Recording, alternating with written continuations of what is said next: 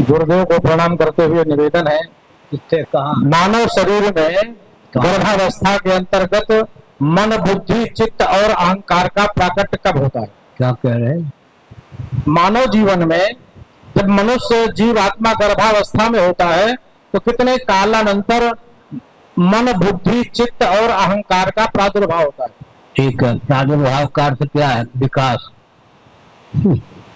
परियष्टक से जीव कला का प्रवेश हो तभी तो जन्म माना जाता है। परियष्टक से जीव कला से विरहित शरीर को सब माना जाता है। परियष्टक का अर्थ क्या है? एक गुजरात परंपरा के कोई सज्जन गुप्तचर विभाग में पदाधिकारी थे। जम्मू में किसी काम से वे भुवनेश्वर आए और लौट गए। उनकी वृद्धा माता ने पूछा, बेटे कहाँ कहाँ की यात्रा की?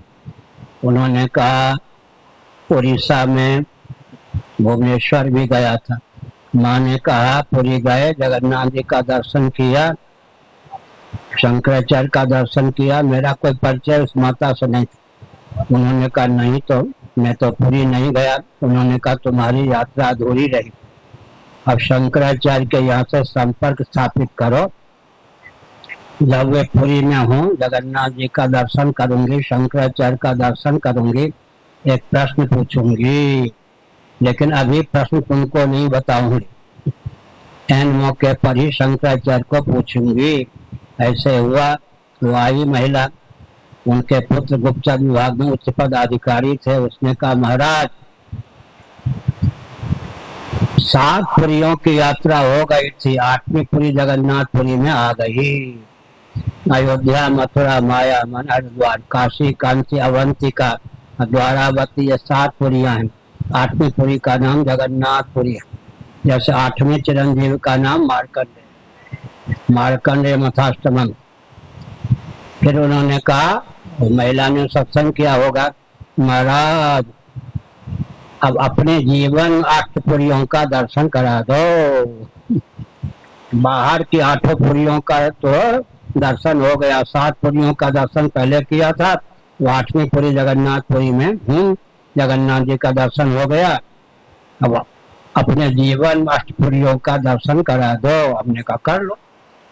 कर्मेंद्रिय पंचक, ज्ञानेन्द्रिय पंचक, प्राण पंचक, अंतःकरण पंचक, तन्मात्र पंचक, 5 के 25 होते हैं, लेकिन 5 कर्मेंद्रिय पंचक, ज्ञानेन्द्रिय पंचक, प्राण पंचक और अंतःकरण पंचक होता है। चारों मन, बुद्धि, चित्त, अहंकार का जो मौलिक स्वरूप है, जो मन, बुद्धि, चित्त, अहंकार के रूप में स्फुटित होता है, वो पंचम अंतःकरण है, व्यापित रूप है। कितने हो गए? कर्मेंद्रिय पंचक, ज्ञानेन्द्रिय पंचक, प्राण पंचक, तन्मा और अंतःकरण पंचक। इनका उपादान कारण अपंचीकृत पंच महाभूत तन्मात्र पंचक, अविद्या, काम और कर्म, 8 पुरी अष्टक। 8 पुरियां अपने जीवन में भी हैं। आत्म तत्व कौन है? अतिक्रांत है। आगे क्या पूछा था? बीज रूप में अंतःकरण न हो तो जन्म ही न हो, गर्भधारण ही न हो। लेकिन उसमें कौशिकी ब्राह्मणोपनिषद का अध्ययन कीजिए, निश्चित पूर्वतापनी उपनिषद का अध्ययन कीजिए। बच्चों के लिए लिखा गया अमनस्क। अमनस्क माने स्फुट रुचि से बुद्धि विकसित न हो, मन विकसित न हो। लेकिन बिना मन व योग के तो जन्म ही नहीं हो सकता। पूरी अष्टक में अंतःकरण भी है या नहीं? अंतःकरण की सीमा में ही मन, बुद्धि, चित्त, अहंकार, उसका विकास होता है, उसकी अभिव्यक्ति स्फुट होती है। और मनस्क दशा में तो जन्म ही नहीं हो सकता। लेकिन बच्चों को अमनस्क कहा गया, अर्थात अंतःकरण विकसित नहीं हुआ।